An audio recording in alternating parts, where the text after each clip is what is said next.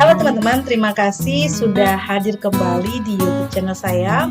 Kali ini saya akan menjelaskan tentang topik yang sangat dan selalu ditanyakan oleh setiap orang yang sudah lolos seleksi administrasi ataupun seleksi perkuliahan. Ini adalah tentang persiapan perkuliahan. Jadi untuk kalian yang sudah melewati tahap seleksi di universitas atau kampus yang kalian inginkan, kalian sudah berada di channel yang tepat untuk mengetahui persiapan-persiapan perkuliahan.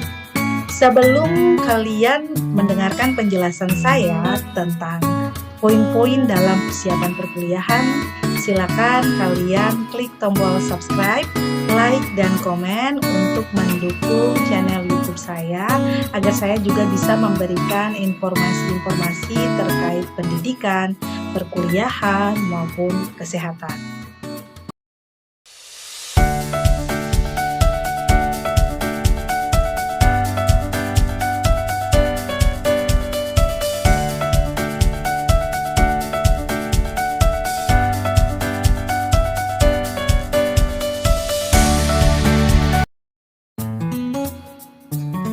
Jadi yang akan kita bahas terkait dengan persiapan perkuliahan, yang pertama adalah tentang aturan. Sebisa mungkin kalian harus menjadi orang-orang yang hidup dengan aturan. Kenapa? Karena kalau misalnya kalian dapat beradaptasi dengan satu aturan yang sudah ditetapkan, maka kalian akan menjadi orang yang konsekuen, kalian akan menjadi orang yang disiplin. Nah, ini terjadi juga ketika kalian memutuskan untuk berkuliah. Setiap kampus, setiap universitas, setiap program studi punya aturan yang berbeda. Jadi kalian harus mampu mengikuti semua aturan tersebut. Saya ambil contoh ketika kalian ingin berkuliah di salah satu kampus, maka ada aturan yang namanya aturan berpakaian. Kalian harus memikirkan hal tersebut. Jika aturan dari kampus bahwa kalian ketika harus ke kampus, kalian menggunakan pakaian yang rapi, maka ikutilah aturan tersebut. Karena tanpa kalian sadari bahwa sebenarnya ketika kita mengikuti aturan di kampus untuk berpakaian rapi dari segi penampilan, sebenarnya kita telah menyesuaikan diri dengan lingkungan kampus. Maka itu akan memberikan rasa nyaman, memberikan rasa senang ketika kita mengikuti kegiatan perkuliahan di kampus. Kita tidak terlihat berbeda atau tidak terlihat mencolok yang nantinya akan mengurangi rasa percaya diri ketika beraktivitas di kampus. Nah, yang kedua adalah jadilah orang yang punya pemikiran terbuka dan mudah bergaul. Sekarang ini tren kata introvert dan ekstrovert. Tapi itu tidak bisa menjadi dasar bahwa orang yang introvert tidak bisa menjadi orang yang ekstrovert. Sebenarnya kita tinggal menyeimbangkan kedua hal tersebut. Yang penting kita mampu untuk beradaptasi dengan lingkungan. Jadi, suasana ketika kalian masih bersekolah itu akan berbeda dengan ketika kalian sudah menjadi mahasiswa di kampus. Di kampus, kalian akan bertemu dengan orang-orang yang bahkan punya wawasan lebih luas dari yang kalian bayangkan. Kalian hanya mengetahui satu definisi tertentu tentang suatu teori, tapi orang lain punya pandangan yang berbeda, sehingga hal-hal inilah yang nanti akan menimbulkan pergeseran ketika kalian ada dalam situasi atau lingkungan atau kalian bersosialisasi dengan orang lain. Maka jadilah orang yang bisa beradaptasi dengan setiap pemikiran orang lain. Jika kalian menghadapi sisi negatif, maka ambillah itu dan pelajarilah sebagai suatu hal yang nantinya akan memberikan dampak positif bagi kalian dalam melakukan kegiatan di kampus. Nah, yang berikutnya adalah kalian harus mampu untuk memposisikan diri dalam bergaul dengan siapa saja. Kita diberikan akal, otak, dan pikiran untuk bisa menganalisis segala situasi. Sehingga kita akan punya banyak koneksi, punya banyak teman, punya banyak relasi, dan kita akan menjadi orang yang asik dimanapun kita berada. Orang akan selalu memandang kita, orang akan selalu memberikan perhatian bagi kita untuk bisa berkomunikasi, beradaptasi, bersosialisasi. Nah, ini adalah fase-fase yang sebenarnya akan berkembang secara alamiah ketika kita ada di lingkungan kampus. Nah, kemudian belajar mandiri. Setiap orang pasti ada masa di mana akan bergantung kepada orang lain. Tapi kalau kalian adalah mahasiswa yang baru memulai kegiatan perkuliahan, upayakan bahwa kalian bisa membentuk kepribadian kalian menjadi orang yang tidak mudah bergantung pada orang lain, dan kalian harus bertanggung jawab atas apa yang akan kalian putuskan. Maka kalian harus bisa belajar mandiri. Dalam mengerjakan tugas, usahakan kalian mengemukakan dulu pendapat kalian dalam bentuk makalah, dalam bentuk paper. Kalau kalian menemui jalan buntu atau kalian tidak bisa lagi menemukan gagasan dan ide untuk menjawab setiap tugas yang datang dari kampus, dari dosen, barulah silakan kalian meminta pandangan, meminta pikiran, meminta pendapat dari orang lain. Jadi kalian jangan mudah untuk bergantung pada orang lain, apalagi dalam hal-hal yang berhubungan dengan pandangan, ideologi berpikir, ataupun proses penyelesaian tugas di kampus dan lain sebagainya. Karena itu akan berdampak bagi perkembangan kehidupan dan mental kalian ketika kalian sudah ada di dunia kerja. Selanjutnya, manajemen waktu. Siapa yang tidak membutuhkan waktu dalam melakukan segala aktivitas? Semua orang dikejar-kejar dengan waktu. Semua orang dalam bekerja harus mengutamakan waktu. Kenapa? Waktu itu tidak bisa dibeli dengan uang. Waktu itu tidak bisa diulang. Jadi kalau kalian salah memanfaatkan waktu, maka kalian tidak akan memiliki kesempatan untuk mengembangkan apa yang sebenarnya sudah ada dalam list prospek kalian ketika nanti kalian berkuliah. Misalnya, sebelum kalian memulai untuk berkuliah di suatu universitas, kalian sudah punya target tertentu.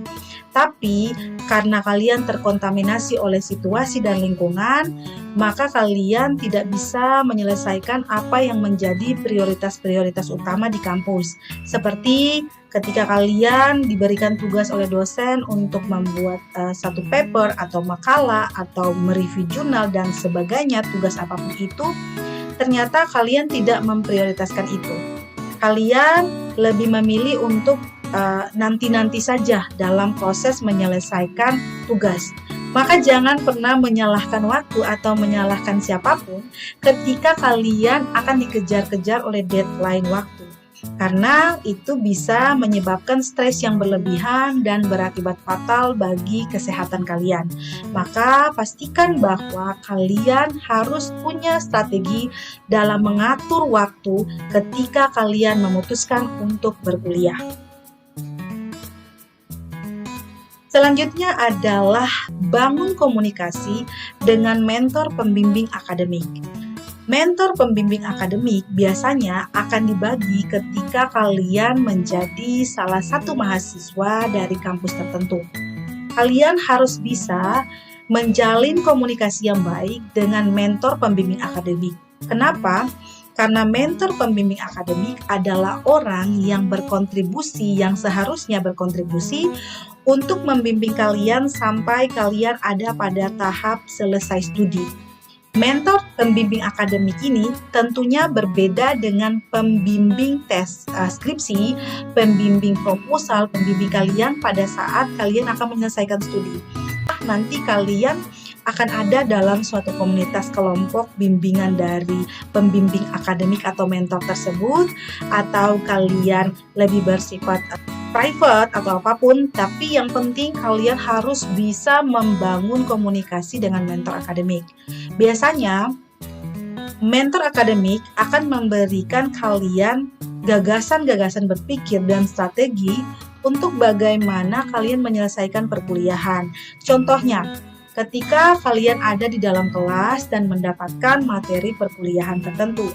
Tentunya kalian ada yang kurang paham, tapi kalian tidak punya waktu untuk berkomunikasi atau berdiskusi dengan dosen tersebut. Kalian bisa menggunakan mentor akademik untuk kalian bisa menanyakan kira-kira materi ini materi seperti apa.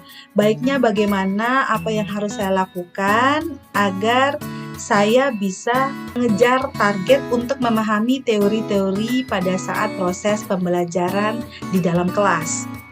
Yang berikutnya adalah persiapan perkuliahan dalam hal lebih spesifik.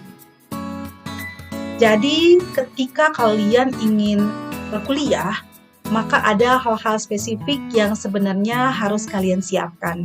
Nah, ini akan membantu kalian dan menunjang kalian dalam menyelesaikan perkuliahan. Yang pertama, kalian harus punya gadget sebagai penunjang kuliah.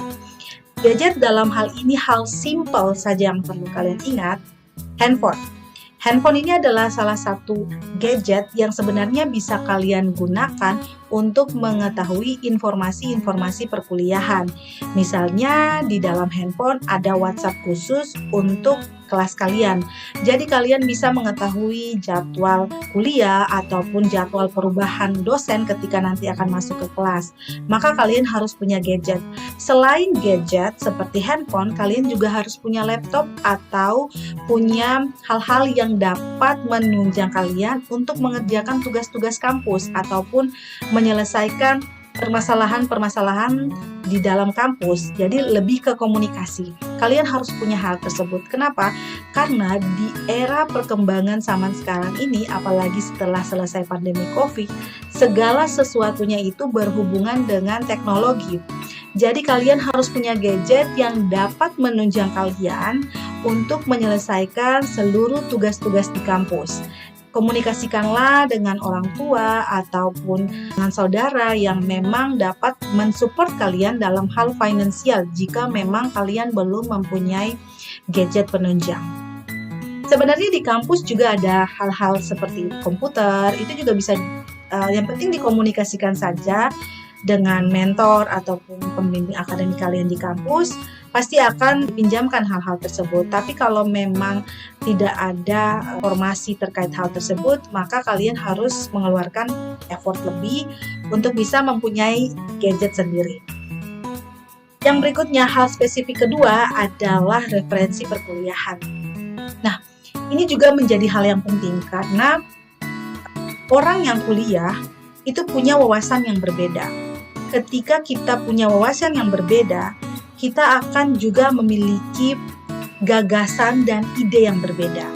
Maka, untuk mengemukakan suatu ide dalam diskusi ataupun di forum-forum tertentu ketika kalian melakukan aktivitas kuliah, harus mempunyai referensi perkuliahan.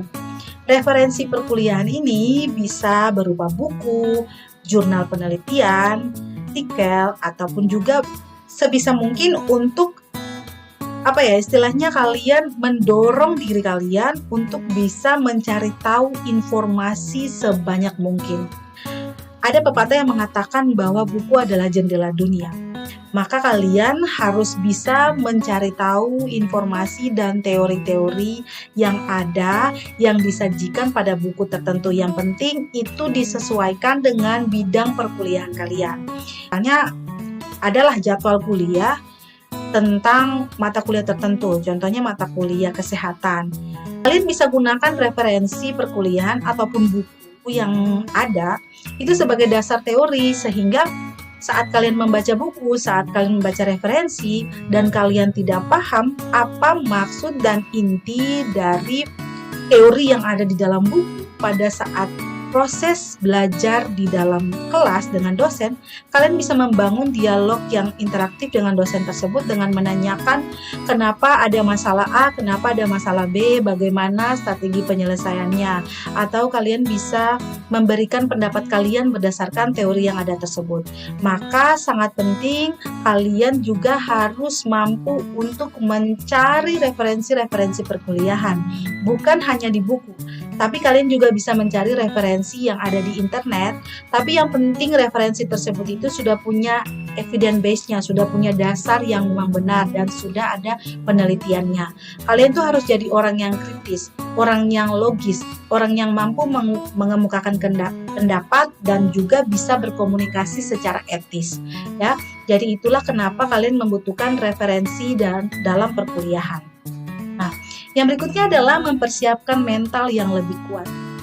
Kalau kita bertumbuh menjadi orang yang memiliki mental yang kuat, apapun permasalahan yang ada, itu akan bisa kita lewati dengan mudah. Misalnya, kalian dalam berdiskusi, ada hal-hal sebenarnya yang tidak kalian sukai dari teman kalian saat berdiskusi karena dia memberikan pendapat yang berbeda. Dalam hal ini, ketika seseorang memberikan pendapat yang berbeda, kalian jangan mengambil itu sebagai hal yang negatif, lalu mulai istilahnya bahasa sekarang itu baperan, tersinggung atau tidak suka dengan apa yang dikemukakan teman kalian dalam berdiskusi, tapi cobalah mencerna itu sebagai satu hal yang positif, sehingga nanti ketika kalian ingin menyimpulkan suatu hal dari gagasan berpikir teman kalian si A, si B, si C, karena kalian awalnya adalah orang yang positive thinking, kalian dapat menyimpulkan itu menjadi suatu gagasan dan ide yang bahkan tidak pernah dipikirkan oleh lawan kalian dalam berdiskusi. Kalian akan bertemu dengan orang-orang yang tentunya punya pengetahuan, punya wawasan, punya cara menguasai teknologi itu sangat berbeda karena mereka datang dari latar belakang yang berbeda. Jadi kalian harus bisa mempersiapkan mental kalian di dunia perkuliahan. Kemudian jangan mudah menyerah.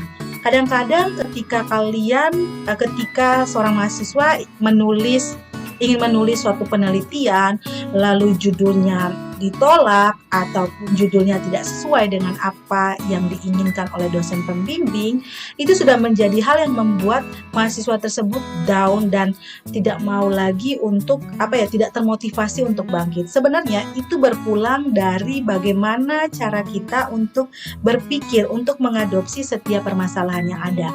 Kalau kita punya mental yang kuat, apapun permasalahan yang ada, entah itu masalah penelitian kalian yang ditolak, tugas kalian yang tidak sesuai, ambillah itu sebagai suatu hal yang positif.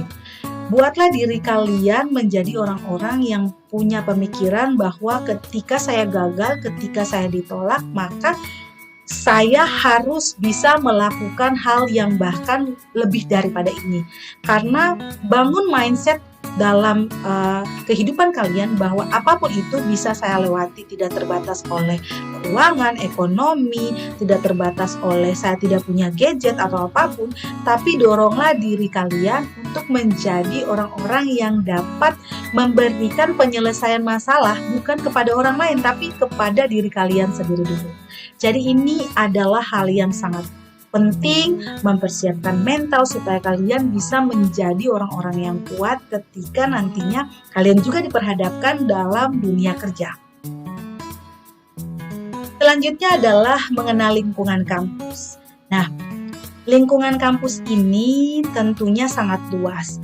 Jadi kalau kalian ingin berkuliah di suatu kampus, di kampus itu misalnya kalian mengambil program studi perawatan atau kesehatan masyarakat, lingkup lingkungan kampus kalian bukan cuma mahasiswa keperawatan, dosen keperawatan, atau dosen kesehatan, atau mahasiswa kesehatan. Tidak. Tapi kalian punya skala yang luas, mulai dari tingkat universitas, fakultas, sampai program studi. Jadi, kalian harus mampu mengenal lingkungan kampus, mampu beradaptasi dengan lingkungan kampus. Kenapa? Karena ketika kalian berusaha untuk mengenal lingkungan kampus, maka kalian telah membentuk diri kalian untuk menjadi orang-orang yang siap, untuk menjadi orang-orang yang menerima kebaruan atau teknologi yang ada, kebaruan dalam segi komunikasi, dan kalian bisa mendapatkan ilmu atau pemahaman-pemahaman baru dari orang-orang yang berbeda fakultas, berbeda program studi.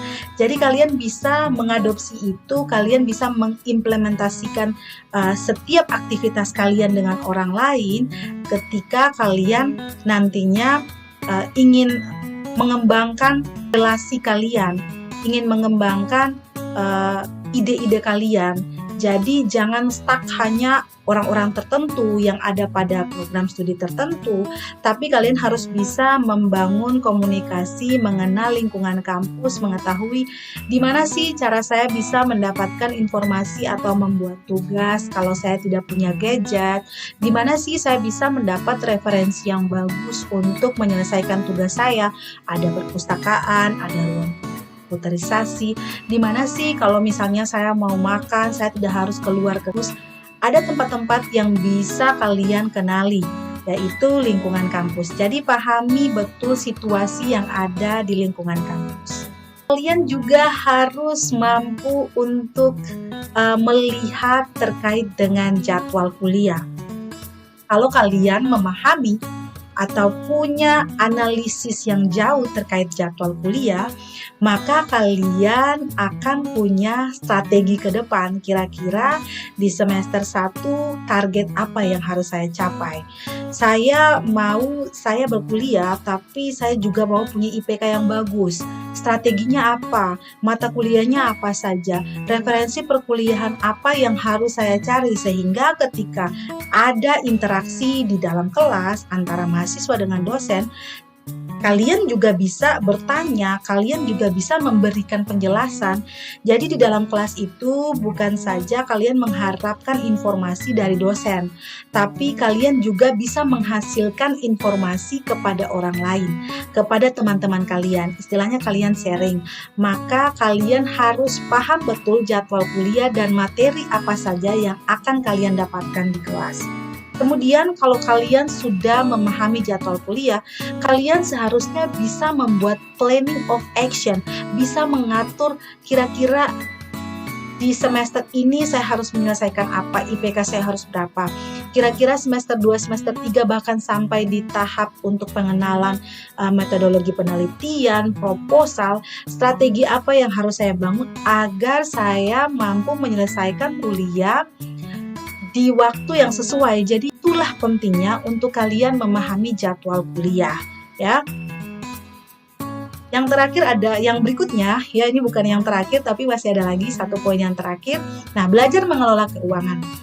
Tentunya teman-teman di sini untuk berkuliah di kampus itu punya latar belakang perekonomian yang berbeda.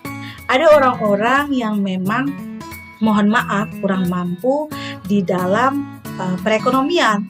Tapi sebenarnya kalau kalian bisa menjadi orang-orang yang mampu mengatur pengelolaan keuangan kalian dengan baik, ya misalnya saya ambil contoh, misalnya kalian adalah anak-anak rantau yang harus kuliah di tempat lain, ya.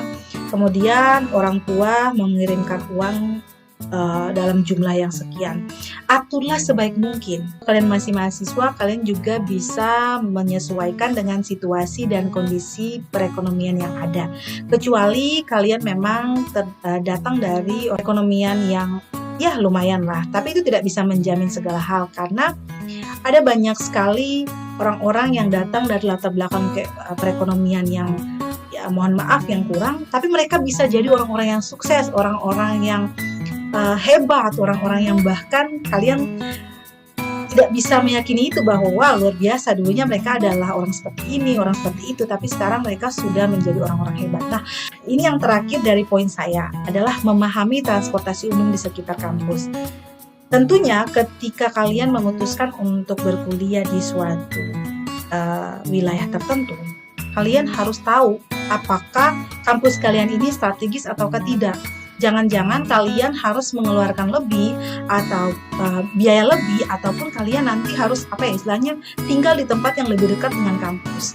Jadi usahakan bahwa kalian sudah mengetahui atau kalian bisa memprediksi kira-kira nanti kalau saya berkuliah di kampus A, bagaimana akses dari tempat tinggal saya menuju kampus tersebut, sehingga ketika jam kuliah, saya ambil contoh jam kuliah jam 10 atau jam 8, dosennya sudah ada di kampus, kalian masih belum datang. Kenapa? Karena tidak strategis tempat kuliah kalian dengan tempat tinggal. Itu juga akan memberikan dampak yang buruk karena kalian akan menjadi orang yang selalu telat datang ke kampus. Kalian datang itu materinya sudah di pertengahan, kalian tidak mendapat pengetahuan yang full gitu di kampus. Jadi usahakan untuk kalian bisa melihat hal-hal penting seperti transportasi yang kalian gunakan untuk pergi ke kampus. Nah, saya kira ini adalah bagian dari hal-hal yang harus kalian perhatikan ya, ketika nanti kalian memasuki dunia perkuliahan atau kalian akan menjalani aktivitas kalian di kampus. Semoga video ini dapat bermanfaat dan kedepannya kalian bisa menjadi orang-orang yang mampu mengatur waktu, mampu menganalisis situasi dan kondisi, serta mampu menjadi orang-orang yang dapat menyelesaikan permasalahan-permasalahan yang ada yang kalian hadapi dengan mental yang kuat dan bisa bertumbuh menjadi orang-orang yang sukses ke depan.